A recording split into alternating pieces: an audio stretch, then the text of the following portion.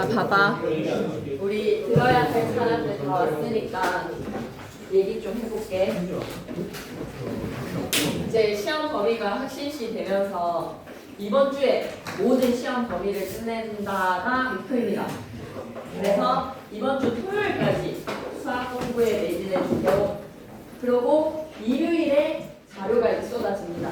문학은 지금 나가고 있지만 복사는 OX 많이였잖아요, 그죠? 그래서 이제 쌤이 토요일날 모든 것들을 다 마무리를 지어서 어떻게든 해낼 테니 일요일날 여러분은 복서 공부를 시작하시면 되겠습니다. 그래서 지금 진도를 생각했을 때 16, 17에 치느냐 20, 21에 치느냐에 따라서 굉장히 우리의 행동에 많은 영향을 미치는데 아직까지 이걸 알 수가 없으니 참 이 미지의 상황에서의 불안도는 이로 말할 수가 없군요. 그래서 안 좋은 경우의 수를 16, 17에 친다라고 생각을 하고 이번 주에 그냥 다 끝을 내는 게 맞겠다라는 생각이 들어요. 그래서 너와 나만의 시간을 어제 했거든요. 너와 나만의 시간은 나올 포인트는 어서 보고 엄청 명확한데 그 지문을 같이 읽을 필요는 꼭 없겠다라는 생각이 들어요. 그래서 쌤이 섞어서 할게요. 앞에도 좀 앉아주세요. 오늘 대장간의 요 사실상 안 하고 다른 집은 좀 나가고 싶어요. 하수꾼에 나간다든지 막 이렇게 하고 싶어요. 왜? 어제 했거든. 그래서 여러분이 영상으로 들어줬으면 좋겠는 마음이 되게 간절한데 아직까지 좀 그래도 여유가 있기 때문에 일요일날 또 열심히 할 수 있기 때문에 일단은 대장간의 희연이 표정 보니까 내가 약간 좀 흔들리는데 좀 하수꾼 할까? 내가 대장간 이거 영상으로 듣고 근데 이게 좀 출제 포인트가 명확해. 그래서 일단은 각자의 마음들이 맞지. 나도 무조건 그냥 다 다른 진도로 해서 진도만 빼고 싶거든. 어차피 영상으로 들어야 되는 부분도 영상으로 듣고 막 이렇게 하는 거에서. 진짜? 그래 그런 분위기야. 끄덕끄덕해지는 분위기야. 대장간의 유혹 영상으로도 수락 가능하겠어? 그러면 오늘 파수꾼 할까? 예. 오케이. 그러면 파수꾼 오늘 또 엄청 중요한 포인트가 많거든요. 그러면 어쨌든 너와 나만의 시간은 영상으로 가는 거니까 대장간의 유혹까지 같이 들어줘. 그러면 이거 세트로. 그리고 기술 2가 무조건 나온다고 하셨다네. 장티가 기술 2는 낸다라고 얘기하셨다고. 아직 안 나왔습니까? 그러면 기술 2를 낸다라고 하는 건 냅니다. 매번 시험마다 장세건 쌤이 내는 지문을 하나를 찍어주시거든요. 그래서 기술 2는 시험지에 나와요. 무조건 기술 2는 시험에 나와요. 그러면 기술 1, 3, 4나 4회에서 한 지문이 또 나오는 거는 확실시 되는데 나머지의 기술은 볼 필요가 없어지나? 그게 아니야. 부분말체로 부분으로 시험 문제를 내서 지문 다 갖고 오는 게 아니라 부분 안에서 뭔가를 가지고 단답형으로 내신다든지 그런 문제들을 반드시 하시니 기술 2는 반드시 나오지만 나머지가 안 나오는 건 아닙니다. 그래서 기술 2, STM은 같이 할 가능성이 좀 어떻게 했으면 좋겠는지 여러분의 마음. 어제는 이렇게 했어. 대장간의 유혹, 너와 나만의 시간, 기술 2 이렇게 했어.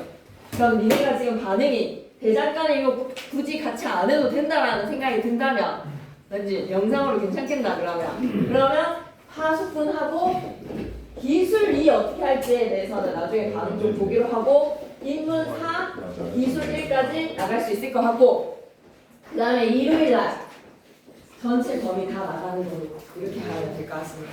1시부터 5시까지 2학년 시간을 가졌기 때문에 타 과목이 많이 힘들다, 바쁘다 라고 하면 영상으로 보시고 와가지고 궁디 붙여가지고 그냥 독서 다 끝내고 싶다 혹은 문학에서 해야 되는 것들 다 끝내고 싶다라고 하면 문학이 이러면 수필 하나밖에 안 남기 때문에 되게 수월해질 것 같거든요. 근데 앞반 분위기는 좀 달랐어. 앞반 분위기는 현장에서 그냥 문학 작품 같이 정리하고 싶어 하는 친구들이 많아서 하수꾼을 꼭 현장에서 해주라고 얘기하는 친구들이 많았거든. 그래서 마지막에 막판에는 또 문학을 보내가지고 하수꾼 들었던 사람들하고 대작가 이거 만들어 막 그런 사람들을 위해서 뒤에 문학을 배치를 할 테니까 비문학 과학 1이 나올 것 같고 인문 2가 나올 것 같고 기술 2가 나올 것 같고 나올 것 같은 지문들을 명확하게 분위기에 느낌이 팍팍 오는 거나 문제를 와바바방 이렇게 어떻게든 실어 볼겠고 좀 무게를 빼도 될 것 같은 지문들이라고 하더라도 불안하잖아. 거기서 나오면 어쩔 건데. 그래서 골고루 문제들은 다 준비를 어떻게든 내가 좀 해볼 테니까 일요일 날부터는 이제 국어 시작이라고 생각해주면 되겠습니다. 아시겠죠? 그러면 1시에 시작을 할게. 1시에 시작할 거니까 독서를 와서 다 끝내고 싶은 사람들은 1시에 오고 쌤 생각에는 그렇게 길지 않을 것 같아. 니네가 지금 이런 분위기가 되는 바람에 파수꾼을 끝내고 기술 2는 어떻게 할까? 기술 2 수업 시간에 들은 사람 손. 장세현 쌤이랑 기술 2 했다. 말씀하셨나? 이거 낸다라고 하는 거. 그래? 근데 나올 것 같아. STM은 되게 나올 만한 지문이고 기술에서 괜찮은 지문이거든. 그리고 천성의 쌤에게는 과학 1. 과학 1 하셨나?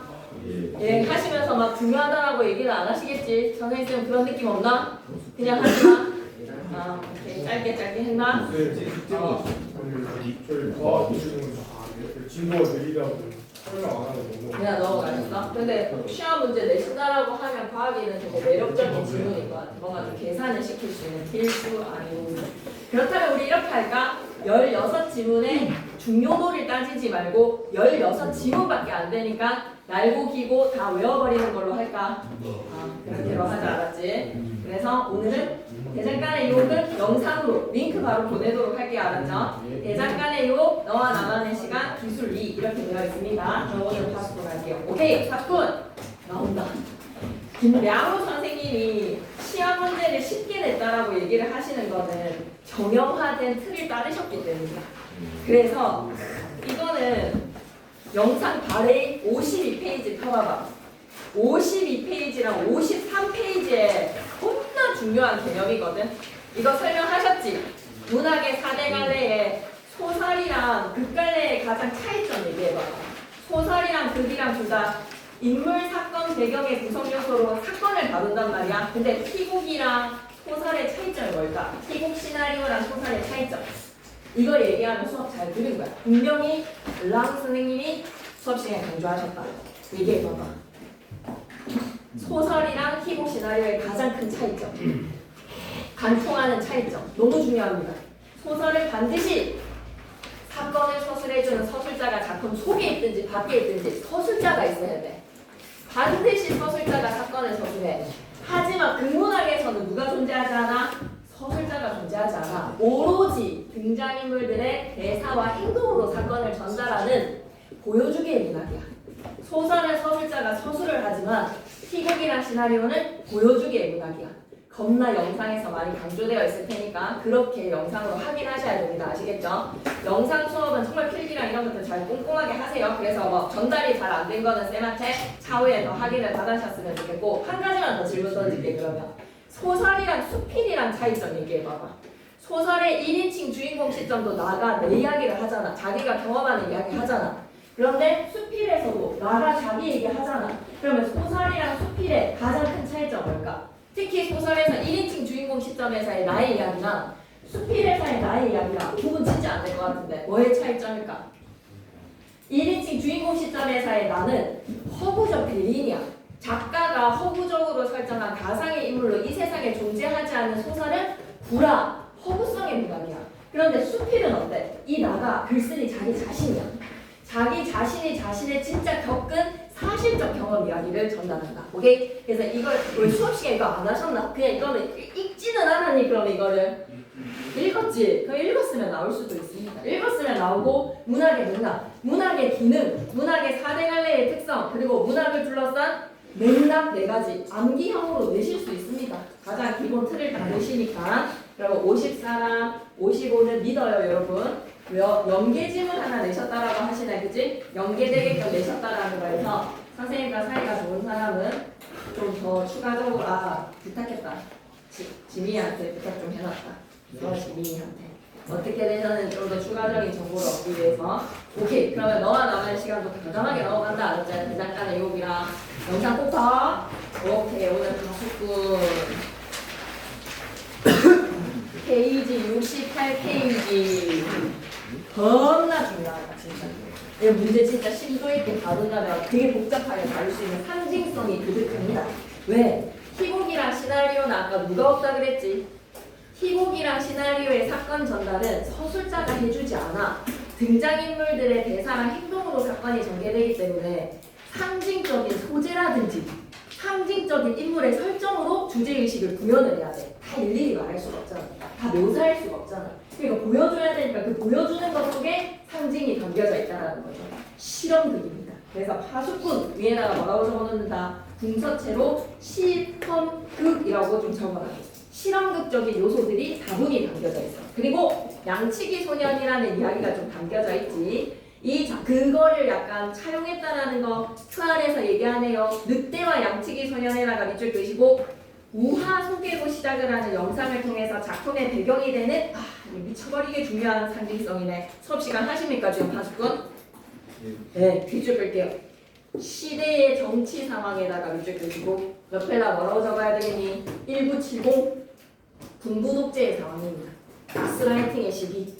작품의 배경이 되는 시대의 정치 상황과 그 정치를 통해서 이강백 작가가 얘기하고자 하는 주제의식. 주제의식에다가 밑줄 사지가 멀쩡한 게 대단한 엄청난 고문을 많이 다했다고 하십니다.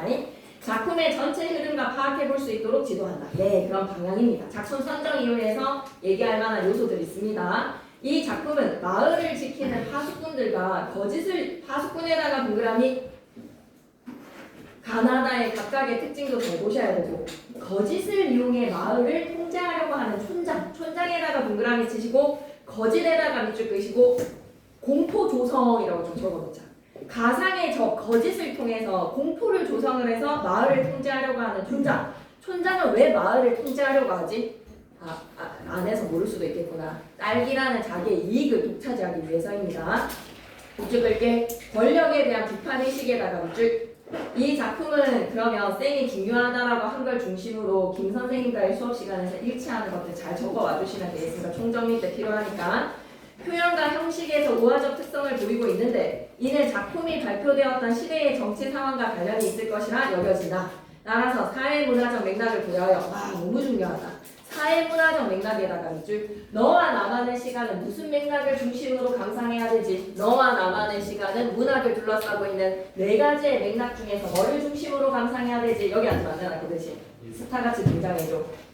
문학 사적 맥락을 중심으로 감상해야 돼. 왜? 전후문학이기 때문에. 전후문학에서 전쟁 이후에 작품들이 창작이 된 문학사의 흐름 속에서 문학사적 흐름, 문학사적 맥락으로 너와 나만의 시간을 감상해야 돼. 근데 파수꾼은 어떤 맥락을 중심으로 시대적 사회 1970년대를 반영을 했기 때문에 사회문화적 맥락을 고려해서 작품을 감상할 수 있다. 극갈래의 특성에다가 밑줄 한번 꺼주시고 이거 있잖아. 작품 선정 이후에 극갈래의 특성에다가 밑줄 보여주기의 문학이라고 좀 적어줘. 보여주기. 주탄독 준다. 윤서준. 네.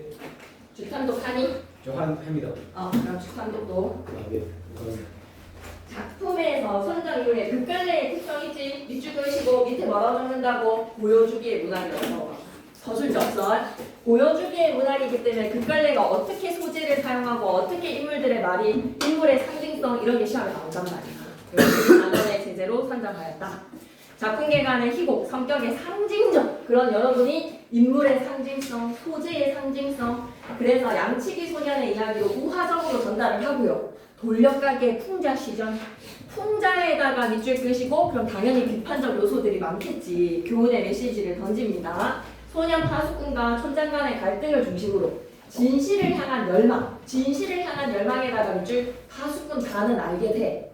뭐는 없다는 것은 이리때가 없다는 것을. 하지만 그 이리때가 없다는 것을 마을 사람들에게 알리고 싶지만 그게 묻혀버리고만 많은 현실, 진실이 통하지 않는 사회에다가 밑줄 상식과 진실이 통하지 않는 사회가 되겠습니다. 그 사회에 대한 모습을 얘기하네요. 특징 첫 번째. 단답형 다비데도 손색이 없는 너무 중요한 키워드. 알레고리에다가 동그라미. 단답형 답이 알레고리였는데 알고리즘 이런 거 적는 거 충분히 가능하다고 생각합니다. 알레고리에다가 동그라미. 현실의 이면에 존재하는 권력자의 위선 폭로 비판. 밑줄 끌게. 권력자의 위선에다가 밑줄 엄청 인자한 척해. 권력자의 위선에다가 밑줄 끄시고 알레고리 너무 중요합니다. 문학적인 용어에서 알레고리 돼지꼬리통 돌려 말하기라고 좀 비유하기라고 좀 적어요. 돌려 말하기, 비유하기. 파수꾼 가나다 촌장의 이야기에다가 빗대어서 지금 사실적으로 정치인들 등장시키지 않아. 정치인들에서의 사회 이야기, 정부의 이야기를 직접적으로 보여주지 않아. 돌려 말하는 알레고리 되겠습니다. 네. 그래서 비유적 이야기라고 생각하시고 상징성이 강한 인물에다가 밑줄, 소재에다가 밑줄. 이게 기출인 거야. 이게 출제가 될 거야. 이거 밑에다가는 출제, 이거 이제 시험지에 될 겁니다. 상징성에 강한 인물, 소재들이 시험에 나오고 그 속에 1970년대가 알레고리 되었다라고 생각하시면 돼요. 빗대어 표현을 하는 겁니다. 권력자의 잘못된 논리에 굴복하고 많은 나약한 지식인에다가 밑줄 끄시고 파수꾼 다. 그 파수꾼 다에 대한 비판적 시각이 드러나더라. 발단 전개, 그러면 주목해야 되는 게 소설은 발단 전개 위기 절정 결말이거든. 이 정도는 우리가 문학 시험을 치는 데 있어서 좀 알고 있어야 되지 않을까? 소설은 발단 전개 위기 절정 결말이야. 그런데 희곡이란 시나리오는 뭐가 없게? 위기가 없어. 발단 전개에 결정 바로 찍어주고 하강 대단원이야. 그래서 요 짜임새도 하나 고려를 해봤으면 좋겠어. 파수꾼은 막루에서 이리때의 습격을 감시하고 이리때에다가 동그라미 가상의 적이라고 좀 적어줘. 촌장이 설정한 가상의 적인 이리때의 습격을 감시하고 있는 것이 파수꾼이야. 마을 사람들은 이리때가 나타났다라는 파수꾼의 경고에 항상 이리때를 경계하면서 공포에 질려서 살아가고 있어. 누구의 말을 잘 들으면서 마을을 지켜주는 촌장한테 절대 복종이야. 정계는 파수꾼단은 모두가 자고 있는 새벽 아침에 막루에 올라가서 이리때가 없다는 것을 알게 돼. 이리때가 없음에다가 밑줄. 왜냐면 파수꾼 가가 이리때가 나타났다라고 외치는 그 순간 너무 평화로운 흰 구름이 밀려오는 순간 이리때를 외친다라는 것을 알게 된단 말이야. 진실을 알게 된 파수꾼 다입니다. 이리때가 없음에다가 밑줄 끄시고 옆에다 뭐라? 흰 구름뿐이라고 적자. 이리때는 없다? 그럼 뭐밖에 없다? 흰 구름뿐이라고 적어줘. 흰 구름뿐. 그럼 흰 구름 옆에다 가로 열어서 뭐다? 평화야 평화. 평화밖에 없는데 안보 위주의 안보와 나라의 질서 이것을 뭐로? 방공 교육으로 무장을 한 1970년대 상황이고 평화뿐인 가상의 적 이리때. 그래서 그 사실을 알게 되었기 때문에 촌장한테 메시지를 보내. 편지에다가 동그라미 치시고 진실을 향한 열망이라고 적어줘. 편지에다가 동그라미 돼지꼬리 뿅 뭐라고 적는다고? 진실을 향한 열망. 흰 구름은 없다. 미안해. 이리때는 없다. 흰 구름뿐이라는 편지를 적는단 말이야. 그래서 그걸 중간에 운반하는 사람이 읽어보게 되고 마을에 소문이 퍼지게 돼. 이리때가 없대. 흰 구름뿐이대. 라는 거예요. 그래서 촌장이 그 비밀이 새어나갔다라는 거에 수습을 위해 파수꾼단을 설득하러 찾아옵니다.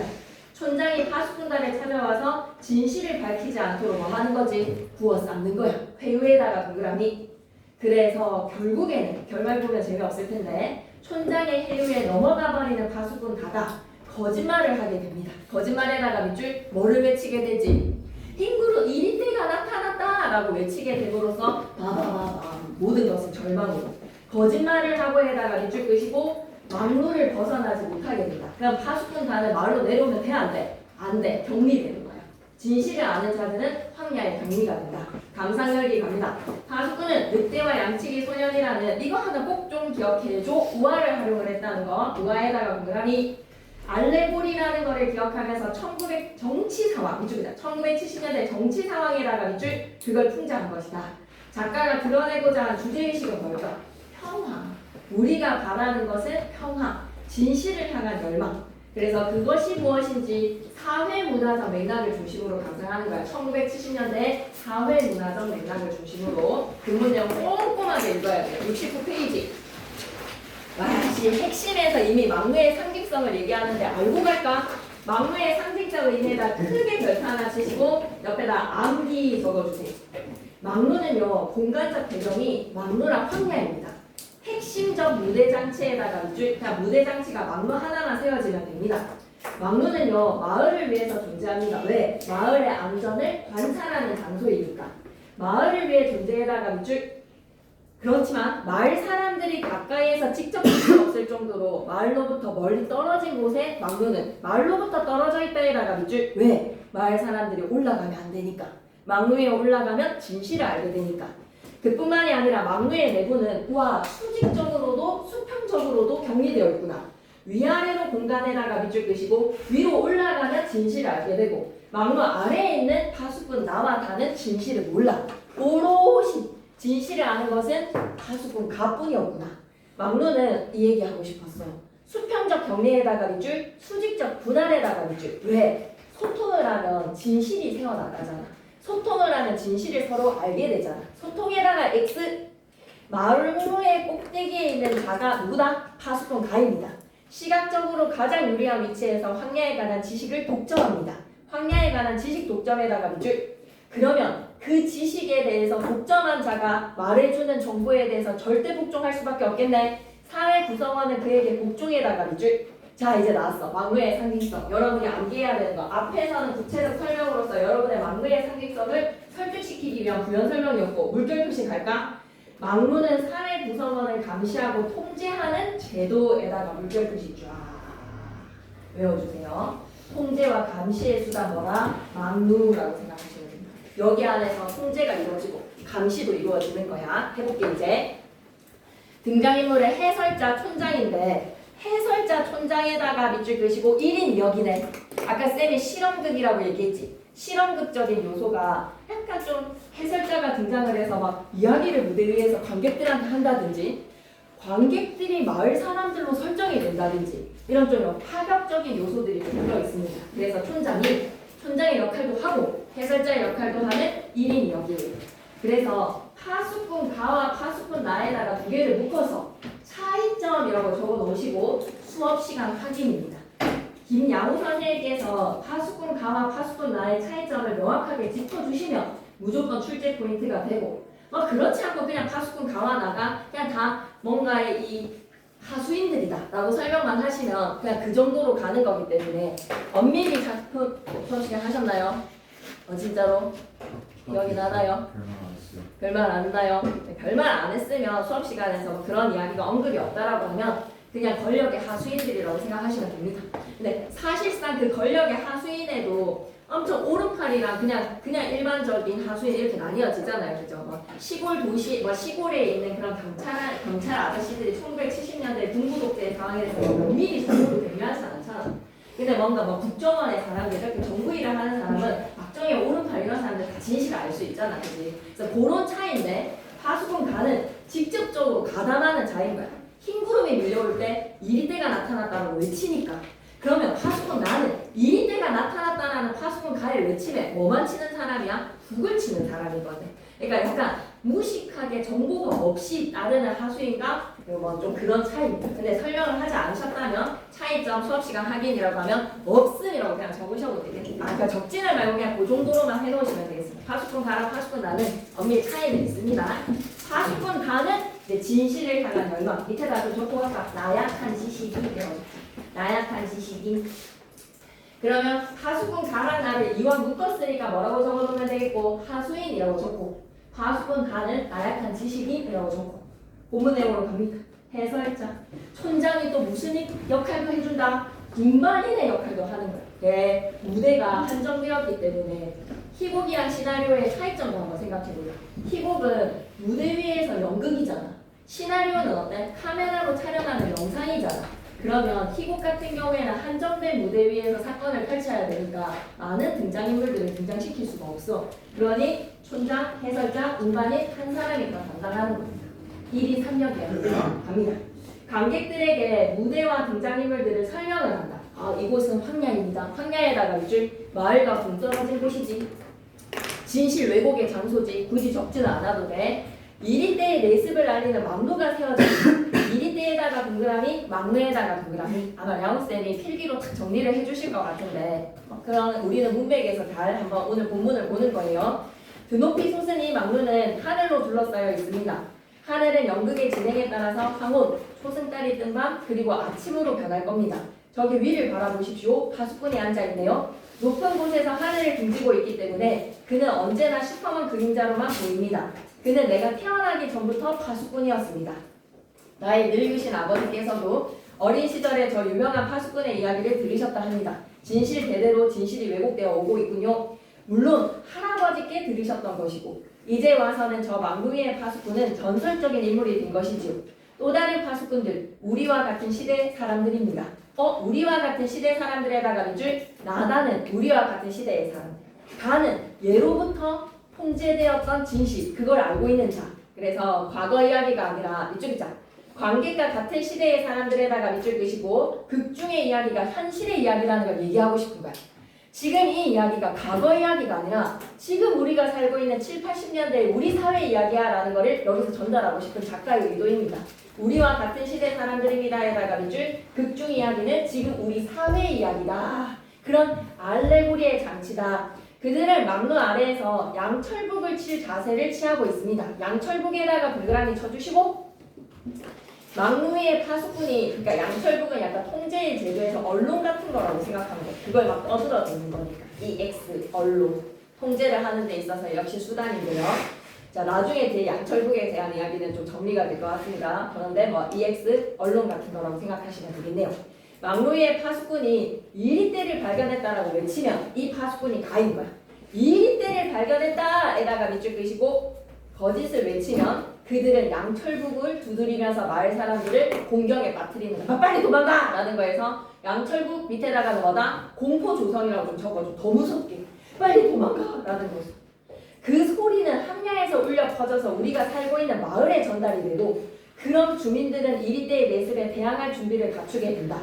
자 그러면 정보의 소통 과정이 막루이의 파수꾼이 진실을 왜곡해서 거짓을 유포를 시키면 막루이의 파수꾼들이 그거 언론을 통해서 더 마을 사람들한테 퍼뜨리고 마을 사람들은 거짓된 진실을 믿게 된다는 거지. 여러분이 잘 아시듯이 이리떼는 무척 교활하죠. 그들의 습격이 탄로난 걸 알아채면 일단 뒤로 물러납니다. 그러고서는 다음 기회를 노리는 거죠. 뭐 없는 대로. 이러한 반복이 끊임없이 계속되고 있는 것이 황야에서의 상황이다. 그래서 무대와 등장인물을 소개를 하고 그게 상황에 대해서 소개하는 것이 발단 부분인 거야. 오케이. 그래서 희곡 부분에서의 앞부분은 등장인물의 소개가 제시가 된다라는 거 기억해 주시고 중략 부분 줄거리 갑니다. 막루 위에 있는 파수꾼 가다. 파수꾼 가에다가 동그라미 이리떼가 온다라고 외치면에다가 밑줄. 그래서 이 사람 진실을 아는 사람이야. 흰구름 보고 진실을 알고 외치겠지. 흰구름이 밀려올 때 이리떼를 외치니까. 그러면 막루 아래에 있는 위가 아래잖아. 수직적으로 또 소통되지 못하지. 아래에 있는 파수꾼 나에다가 동그라미 그걸 막 마을 사람들한테 떠들어 제끼는 양철북을 쳐주는 거야. 그러면 소년 파수꾼 단은 이제 심차리거든. 이리떼가 온다는 외침에 겁을 먹어서 북도 제대로 치지 못하고 엎드리기에 바빠. 마을 사람들이 이리떼가 나타났다는 신호에 겁을 먹고 피하다가 봐봐. 밑줄 긋자. 피하다가 다치는 일에다가 밑줄. 이게 오히려 마을 사람들을 지켜주는 게 아닌 거야. 방공 같은 것들이 오히려 우리 시민들을 억압했다라는 거에서 피해를 입히는 거야. 지켜주는 게 아니야. 다치는 일도 많다. 어느 날 새벽에 잠에서 깬 파수꾼단은 심상치 않은 기운을 느끼고 막루 위로 올라가게 돼. 그리고 물결 표시 준비됐어요. 이리떼는 없고 흰구름뿐에다가 물결 표시 진실을 알게 되는 거야. 거짓된 적이었다는 거. 황야를 향해서 파수꾼가가 이리떼가 온다라고 외치는 그 딱 상황에 흰구름이 몰려오고 있었어. 충격에 빠진 파수꾼단은 밑줄 긋자. 촌장에게 이리떼가 없다는 내용의 편지를 보낸다에다가 밑줄. 진실을 향한 열망으로 진실을 알리려고 노력을 하는 파수꾼가가 진실을 알게 되었어. 이강백 작가 설명 한번 보고 갑시다. 우화적 장치와 비유가 주를 이루는 작품으로 1970년대 억압적인 사회체제를 상징적으로 고발했어. 그래서 파수꾼, 국어대간 엄청 중요한 작품입니다. 그래서 이강백 작가를 기억해 주시고 70페이지 갑니다. 절정 부분인데요. 제일 중요한 장면이에요. 해설자 촌장이 되어서 이번에는 등장을 하고요. 검은 옷차림입니다. 별표 3개. 무조건 이 부분에다가 밑줄 긋고 기억. 각 구절에 대한 문맥적인 미, 각 구절에 대한 이해로 적절하지 않은 것은 적절한 것은 무조건 시험에 나와야 되는 구절이 이해심이 많아 보이는 별표 3개. 이해심이 많아 보이는 얼굴과 정중한 태도, 낮고 부드러운 음성. 여러분은 밑에다가 뭐라고 적으셔야 돼요? 위선. 착한 척하는 위선. 가시. 촌장은. 그래서 굉장히 그럴 수도 있게 뭐 전체하는 사람들 보면 다 이해심 많고 인상 좋잖아요. 수고하시는군요 파수꾼님. 촌장님 여기 웬일이십니까? 추억을 더듬으러 왔습니다. 이 황야는 내가 어린 시절에 야생 딸기를 따러오곤 했던 곳이지요. 야생 딸기에다가 별표 3개. 촌장이 진실을 왜곡함으로써 독점할 수 있는 이익이라고 생각하시면 됩니다. 뒤에 다 나오니까 적지는 않을게. 아니면 짧게 이익이라고 적든지. 그때는 이리가 무섭지도 않았나 봐요. 여기저기 덫이 깔려있고 막루에 파수꾼이 외치는데도 어린 난 딸기 따기에만 열중했었으니까요. 높다는 걸 알았으니까 딸기 따기에 열중을 했겠지. 그 즐거웠던 옛 추억, 오늘 아침 나는 그 추억을 상기시켜주는 편지를 받았습니다. 편지에다가 네오박스 진실을 알리는 편지요. 그래서 이곳에 찾아왔어요 라는 것은 진실이 알려지는 것을 막기 위해서 찾아온 거죠. 잘 오셨습니다, 전장님. 오래 뵙지 못했더니 그동안 흰머리가 더 많아지셨군요. 아, 파수꾼 나도 고찰인 거야. 오랜 세월에 마을로부터 격리되어서 이곳에서 희생하고 있는 거야. 뭐 공익자들 다 그랬겠죠, 그죠? 그때 당시에. 군대 이런 거 생각해줘. 군대에 있으면서 얼마나 잘못된 정권에 자기가 하수인으로 살아가는데 그것이 충직한 개라는 것을 생각하지 못하고 자부심을 가지지 않았겠다. 그런 정부가 주는 훈장에 대해서 되게 자부심을 가지고 살아오는 순수한 사람이라고 생각하시면 돼요. 순수한 사람. 오랜 세월, 근데 순수하다고 해서 그게 뭐 당연히 긍정적 순수는 아니라는 거 아시겠죠, 그죠? 뭐라고 무지한다고 생각해요. 무지한 가수님. 오랜 세월 마을을 지배해왔습니다. 촌장님도요 더 늙으셨어요. 오다 보니까 저쪽 덫에 이리가 치여 있었습니다. 이리가 치여 있었습니다에다가 밑줄 그시고 새빨간 거짓말. 왜? 나를 배제시키고 나랑 1대1의 대면 상담 들어가는 거야. 이리요? 어느 쪽이요? 저쪽요 저쪽. 찔레 넝쿨 미치던가요? 드디어 붙잡는군요. 파수꾼 나는 퇴장하고요. 촌장은 이제 1대1 면담을 시작합니다. 편지를 꺼내서 다에게 보인다. 이거 네가 보낸 거냐? 네, 촌장님. 나를 이곳에 오도록 해줘서 고맙다. 고맙다에다가 밑줄 그시고 반어적이겠지. 밑줄 끌게. 자신의 지배 권력이 위기를 맞게 된 상황. 진심만이 고마움의 인사네요. 한 가지 유감스러운 건 말이야. 이 편지를 가져오는 운반인이 도중에 읽어본 모양이더라. 자, 편지의 내용이 뭐였다고요? 진실입니다. 밑줄 그으시죠? 이리 때는 없고 흰 구름뿐에다가 밑줄. 이게 진실이야. 편지의 내용으로서 그 수다쟁이가 사람들에게 떠벌리고 있단다. 밑줄 긋자. 진실을 외치는 사람들에 대한 적대감에다가 밑줄. 그래서 뭐라고? 그 수다쟁이라고 왜 얘기해? 그 용감 있는 사람, 용감한 자가 이렇게 바꿔도 되잖아. 떠벌리고 있단다 대신에 외치고 있다라고 얘기해야 되잖아. 그런데 촌장의 입장에서는 너무 싫은 거야. 진실이 알려지는 게. 그러니까 수다쟁이 가로 묶으시고 떠벌리고 있다 가로 묶으시고 이런 표현들이 적대감의 표현들이라는 거예요. 조금 후에는 모두들 이곳에 몰려올 거야. 진실 확인을 위해서. 진실 확인에다가 밑줄 청문회 하는 겁니다. 물론 네 탓은 아니야.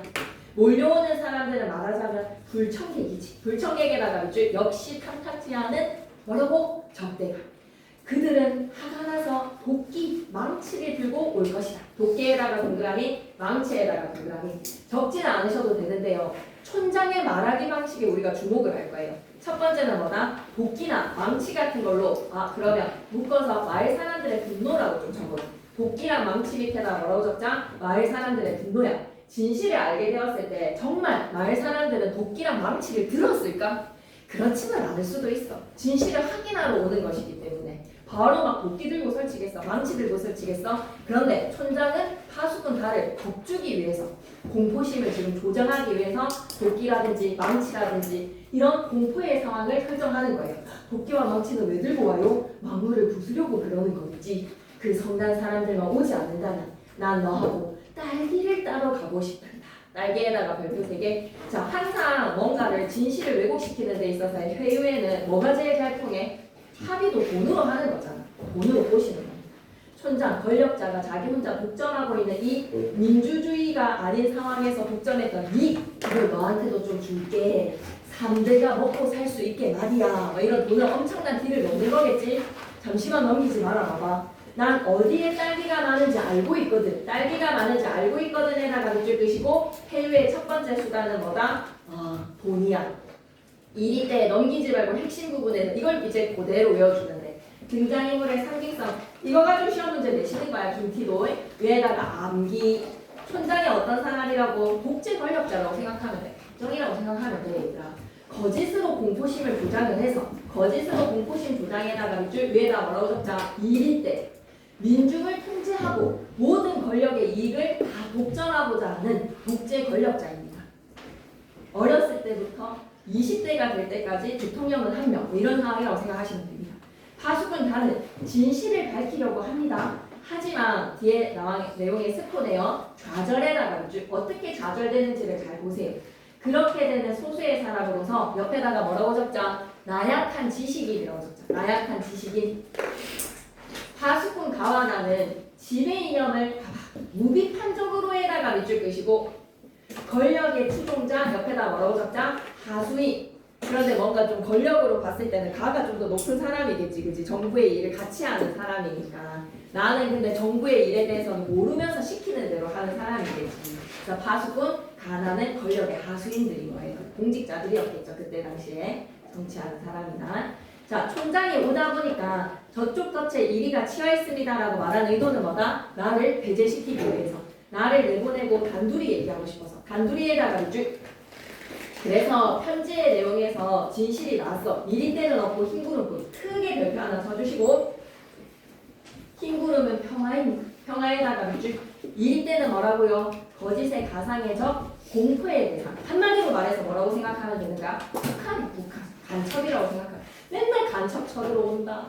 막 전쟁이 일어난다. 라고 하면 이제 막 보수의 힘이 확 살아나는 그런 정치적 상황이라고 생각하시면 됩니다.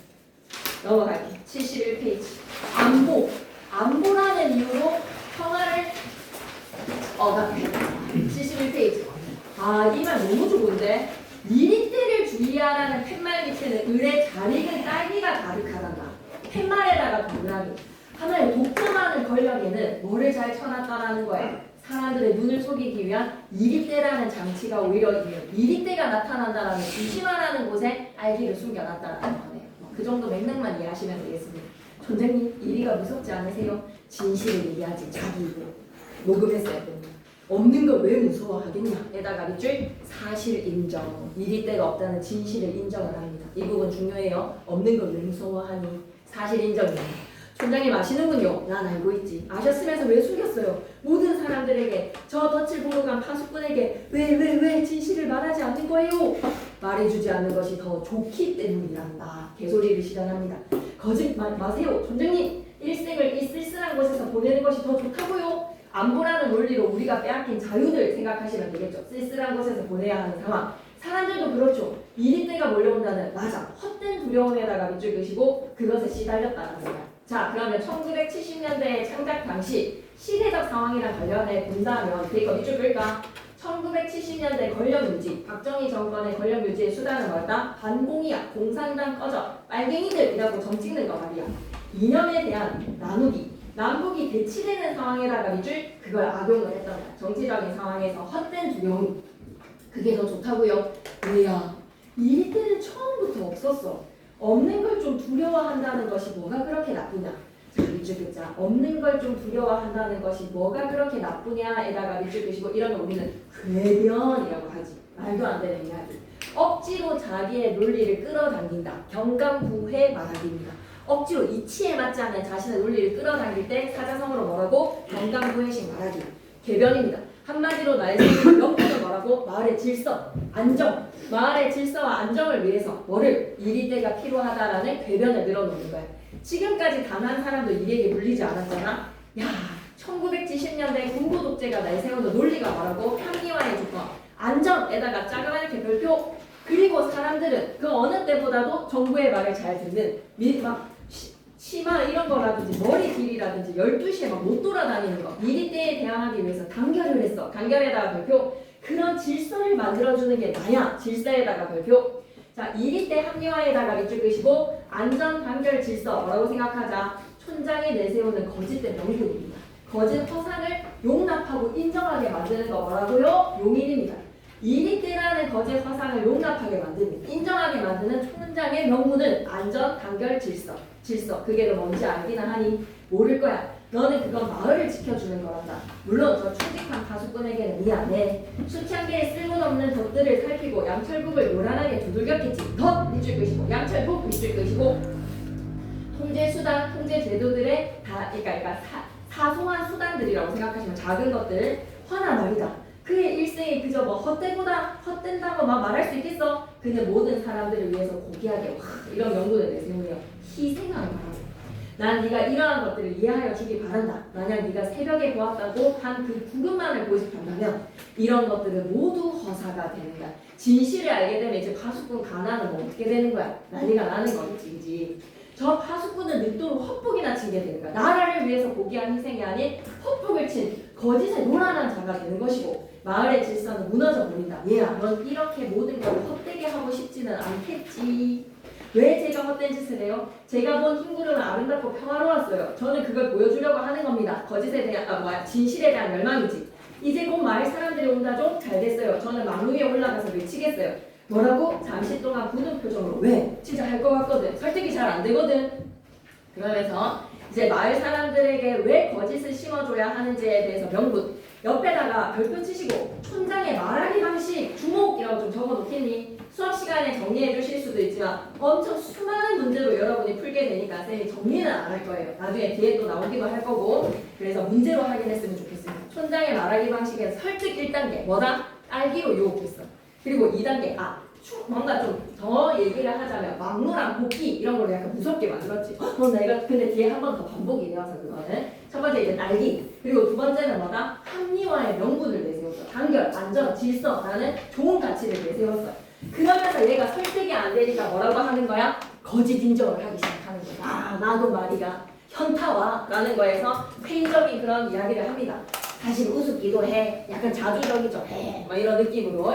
이럴 때 그거 뭐냐? 잊지도 않은 걸 밑줄자 잊지도 않은 그걸에다가 밑줄 허상이라는 것의 인정으로 자 이거 위로 올라가서 밑줄 긋고 갈게요. 설득에 넘어가지 않자 세 번째로 시전하는 거는 뭐야? 공감하는 척하는 거야. 공감하는 태도에다가 밑줄 거짓 공감을 하는 겁니다. 그래 네 말이 맞아 이런 거.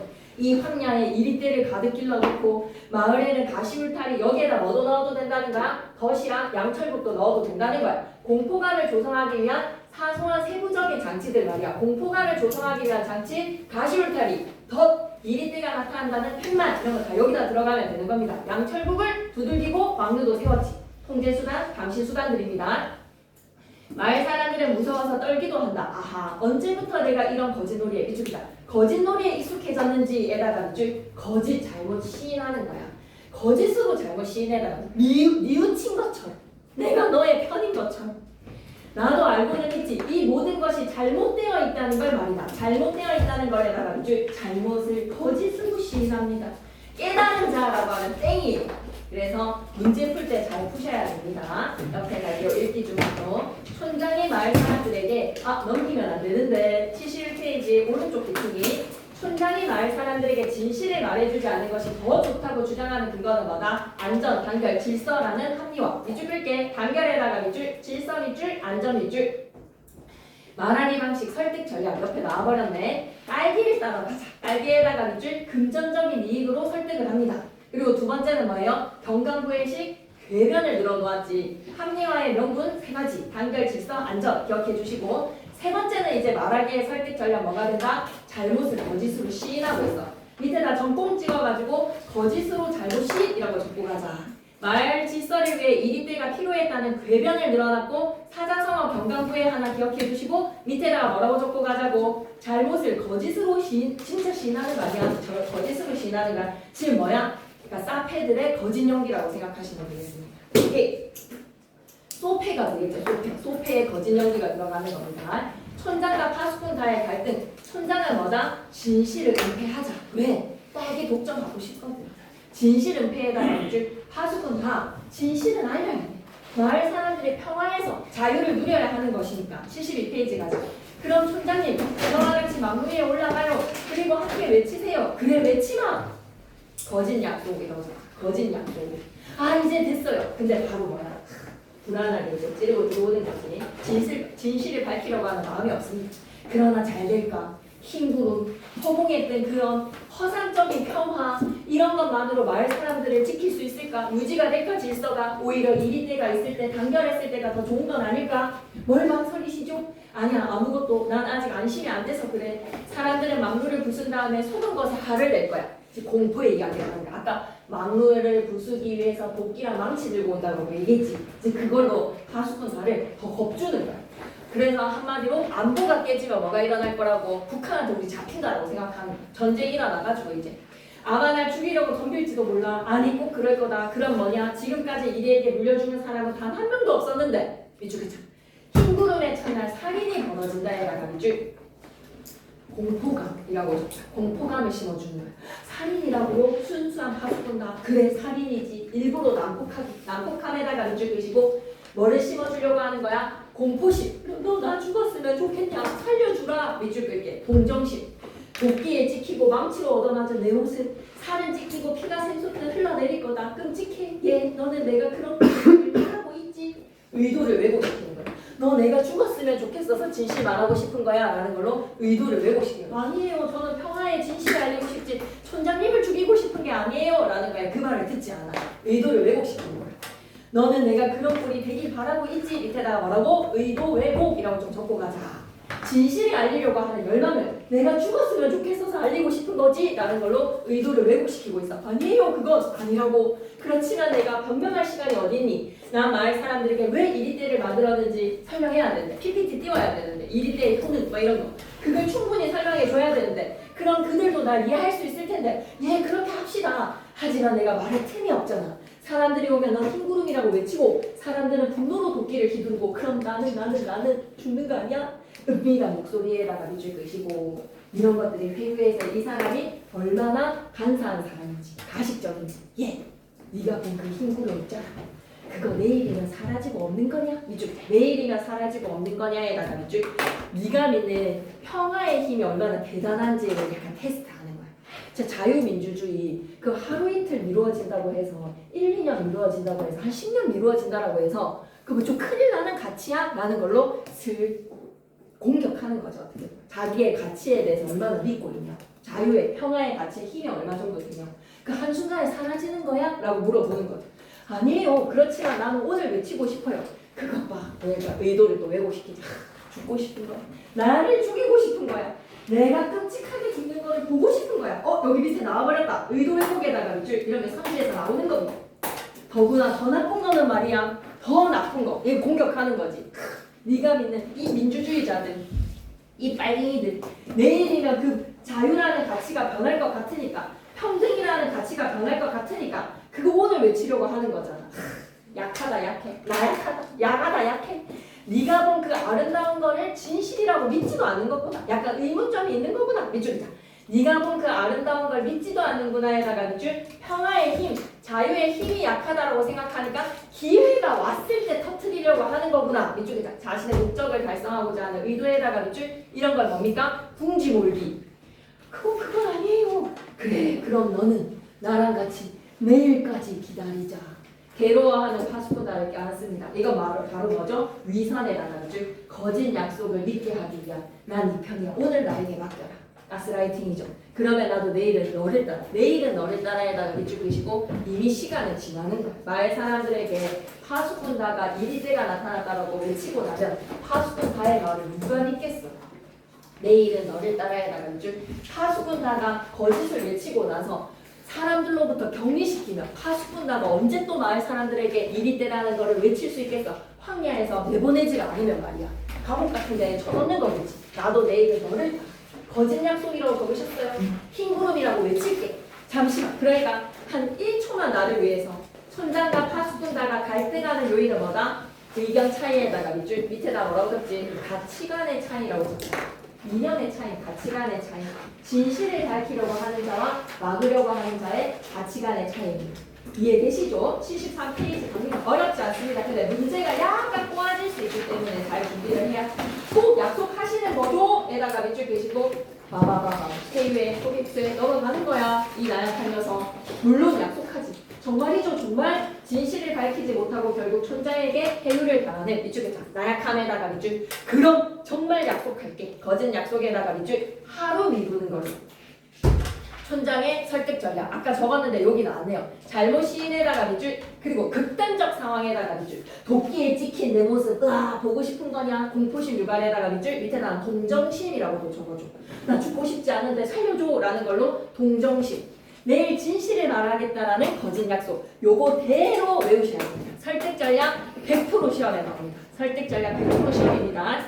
파수꾼아 근데 문제 풀어보면 바로 감이 잡힐 거예요. 이거는 파수꾼아가 그때 또 돌아와 또 허치났습니다. 이리는 워낙 교활해서요. 맹목적 믿음에다가 이제 파수꾼아는 진짜 있다라고 믿는 사람이야.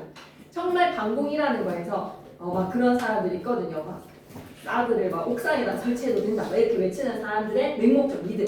친 것 같아가 가서 보면 달아나고 없고요. 다음에는 꼭 잡히겠지요. 미안합니다. 이번에 잡았더라면 그 껍질을 촌장님께 선사하고 싶었는데 충직하다.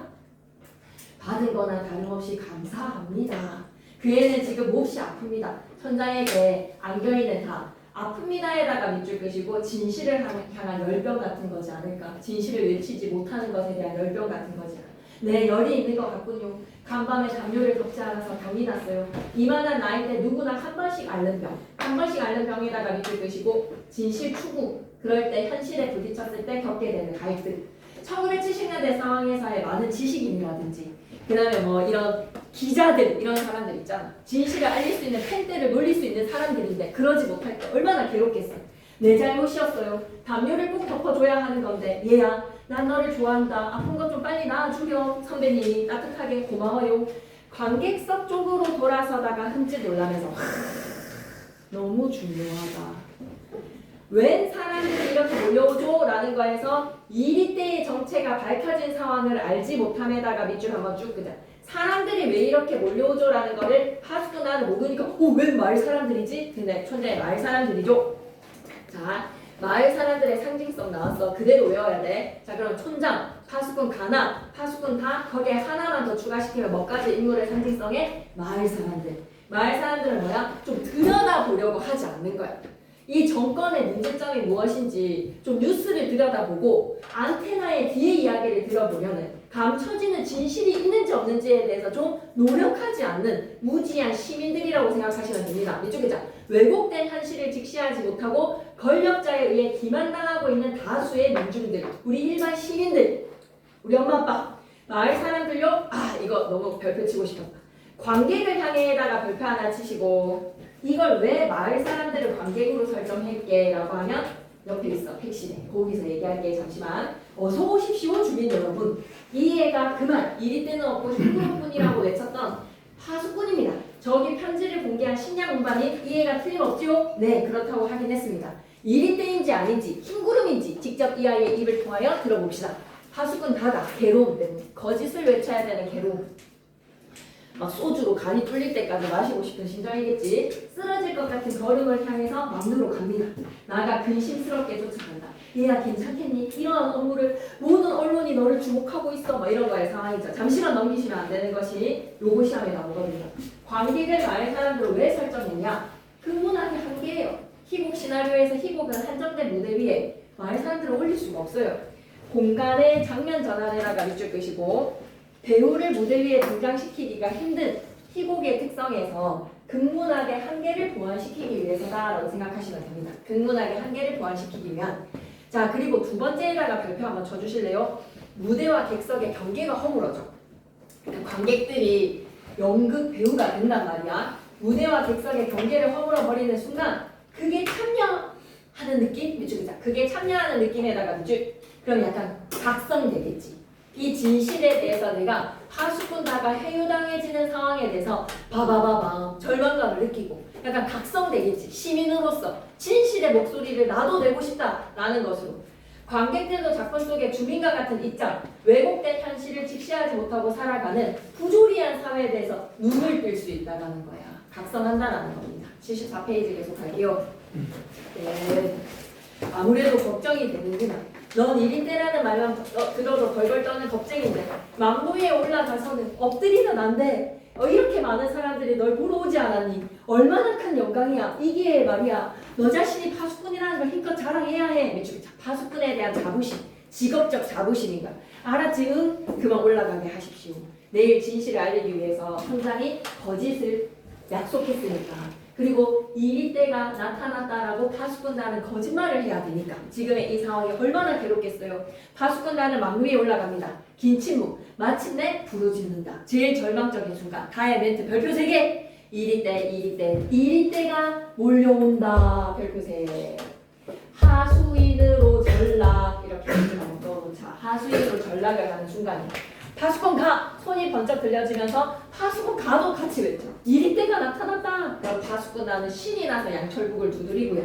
양철북에다가 밑줄 끄시고 진실을 왜곡하는 공포심과 불안감을 조성시키는 양철북. 북소리 한동안 계속 북소리 중지! 이리 때는 물러갔다. 그래서 천장이 이제 얘기합니다. 주민 여러분 이것으로 진상은 밝혀졌습니다. 밑줄 끄자. 흰 구름은 없으면 이리 때뿐에다가 밑줄 두 구절의 차이점이죠. 이리 때는 없고 흰 구름뿐 흰 구름은 없으면 이리 때 이렇게 두 가지의 구절에 이제 진실과 반대에다가 밑줄 다시 거짓이 유포되는군요. 이 막루는 영구히 유지가 되어야 된다. 양철북도 계속 쳐야 한다. 막루 동그라미, 양철북 동그라미, 통제는 감시는 계속되어야 한다. 여러분 다음 일의 습격 때까지 잠시 시간적 여유가 있습니다. 빨리 말로 돌아가세요. 자 그럼 파수꾼다의 심리 변화 쫓아가자. 진실을 알리기를 거부하는 촌장에 대해서 강력하게 힘있게 반발을 했어. 반발에다가 밑줄 촌장의 회유와 거짓 약속으로 인해서 혼란스러워서 넘어간 거야. 회유를 당한 거야. 그래서 밑줄이자 심리적 굴복에다가 밑줄 왜곡에 동참을 해버리는 거야. 그러면 돌아가고 난 후에 촌장님 그럼 내일 마을 사람들을 다시 불러서 황야에서 내가 진실을 외칠 수 있는 거죠? 라는 말도 할 여유도 겨를도 주지 않고 바로 쫓아냅니다. 파수꾼다의 촌장의 대리까지 한번 보고 갈게요. 촌장이 파수꾼다가 말한 이리때가 없다는 것을 거짓으로 그래 밑줄이자 인정해다가 밑줄 그래 없다 없는 걸 왜 무서워하겠니? 그랬을 때 파수꾼다의 승리로 가는 것 같니? 파수꾼다는 진실을 알리려고 촌장은 진실을 알리는 일을 하루만 연기하자. 하루 연기에다가 밑줄 그게 설득이었죠. 그게 딜이었습니다. 파수꾼단은 촌장에게 해유를 당해버리고 오늘 하루는 거짓말을 해야 하는 상황으로 타협을 하죠. 파수꾼단은 거짓말을 외치게 되면서 영원히 마을로 갈 수 없는 막루에서 벗어날 수 없는 격리당하는 존재가 됩니다. 그래서 촌장의 승리로 끝. 75페이지 갈게요. 이제 다 왔어요. 그 틈을 이용해서 돌아가십시오. 가시거든 마을 광장에 다시 모이시기 바랍니다. 순화쟁이 우간인의 처벌을 논의합시다. 진실을 아는 사람은 싹을 짜내는 거예요. 진실을 아는 사람들이 이제 재건 대상이야. 그럼 어서 돌아가십시오. 이리때가 여러분을 뜯으러 와요. 공포심 조장에다가 밑줄 막루위에서 파수꾼다가 내려온다. 난 네가 이렇게 용감해질 줄 몰랐네. 고맙다. 정말 잘해주었어. 이때의 고마운 건 진짜 땡큐 그지 앞에서 이곳에 오도록 해줘서 고맙다라는 거는 단어적이었다면 아니야 난 몰랐던 거 아니었어. 넌 나에게 용감한 사람이 되라고 약속하질 않았니? 이미 나는 너를 알아보았지. 넌 훌륭한 파수꾼이 될 거야. 얘 나 좀 보자. 한갓진 곳으로 데려가서 이제 이렇게 격리가 됩니다. 입을 봉쇄에다가 이제 진실을 묻어버리네요. 너한테는 뭐지 말 매우 소리 하지마. 일생을 지내라. 얘 마을에는 다시는 오지 말아라. 단호하죠. 이럴 때는 말아라. 바람 부는 소리가 거칠게 들려온다에다가 별표 3개 마지막 마무리에 바람 소리의 역할 기능 시험에 나옵니다.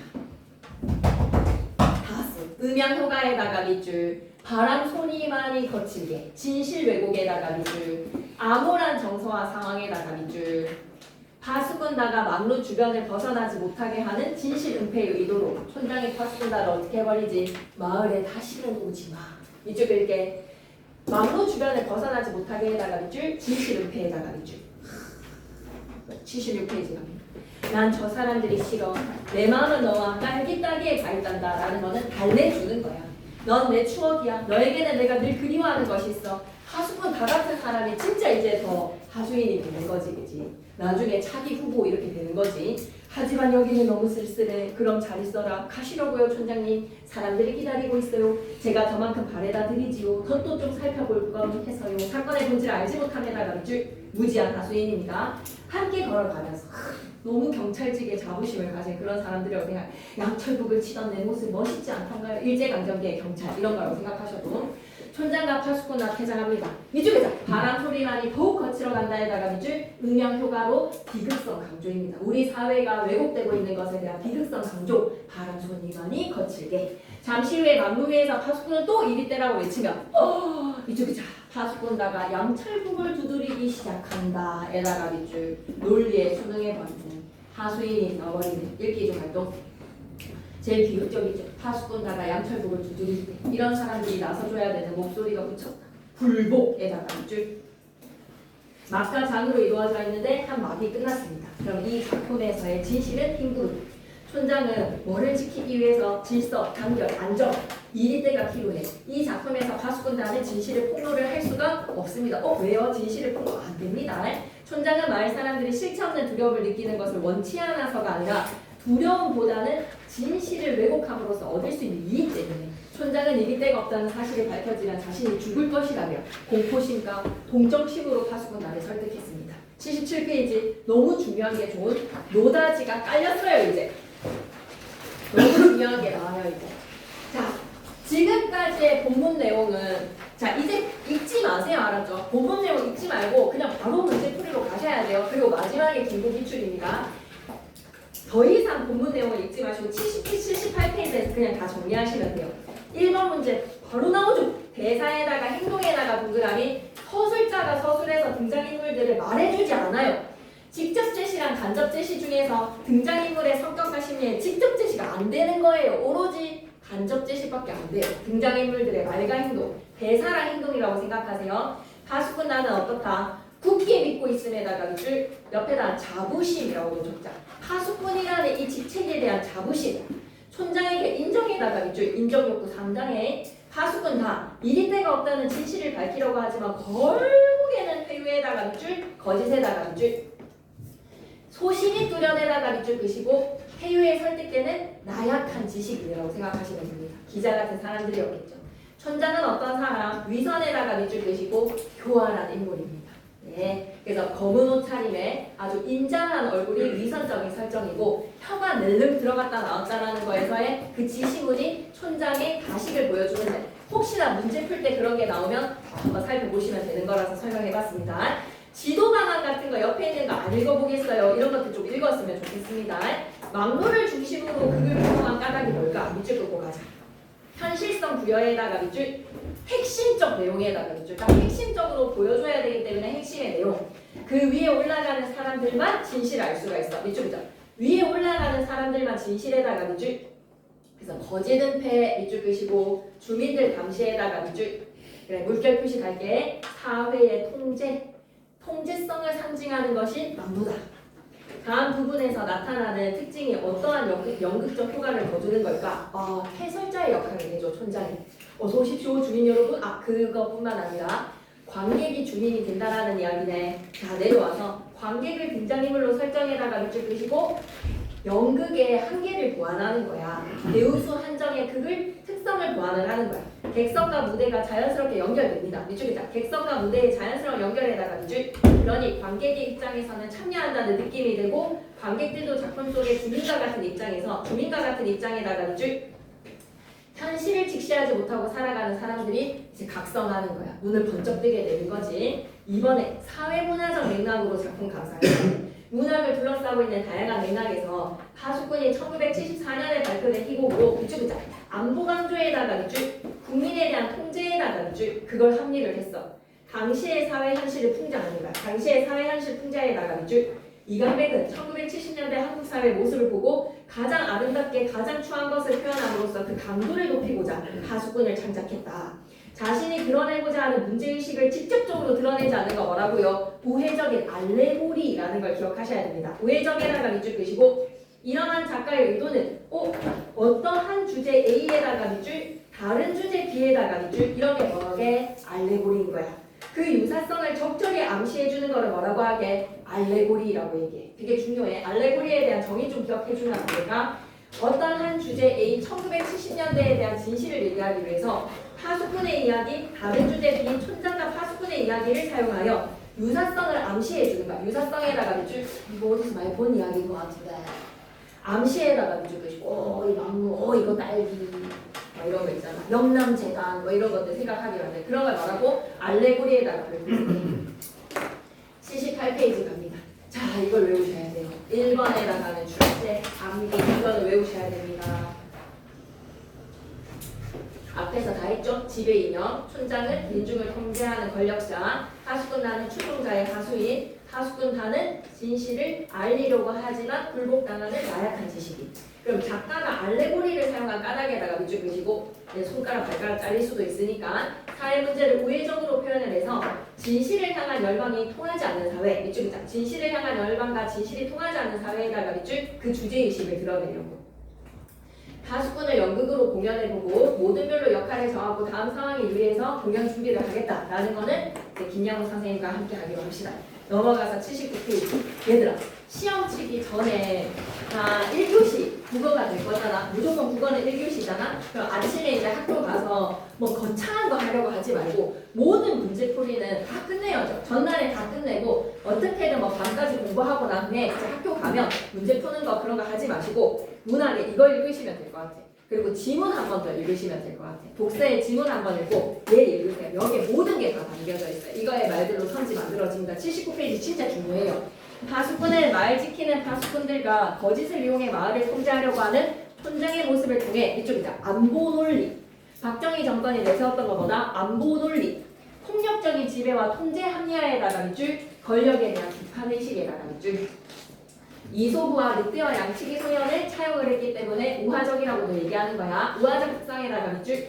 겉으로 이인대랑 관련된 거짓말을 하는 촌장과 파수꾼의 이야기지만 이 B라는 주제 속에 뭐가 진짜 찐 주제 A가 담겨있어. 실제로는 거짓으로 민중을 통제하는 정치 권력이 지배하는 현실을 그려냈어. 이걸 뭐라고? 알레고리.